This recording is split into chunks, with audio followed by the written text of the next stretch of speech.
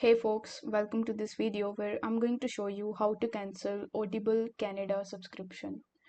In order to cancel it, what you need to do is you need to come to audible.ca, which is the official website of Audible in Canada. Over here, you just have to click on the sign in button in the top right hand corner of the screen.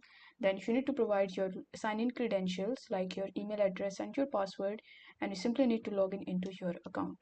So you can cancel your membership on the Audible website or Audible desktop website anytime. You will still have access to any titles you bought with credits, credit card, or debit card. If you have credits but don't want to lose them, when you cancel, you may be eligible to pause your membership. So, if you want to get more insight about how you can pause your membership, then you can click on this link and you can read this article. So, if you get credits with your monthly plan, you can pause your membership once every 12 months for a period of up to 90 days. It's a great way to take a break from your payments without canceling. At the end of this period, your plan will auto renew until you cancel.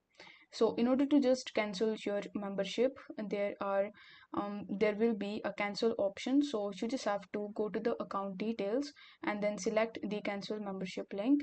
You will be asked to confirm your cancellation, so you need to select continue in order to cancel until you reach the cancel confirmation page.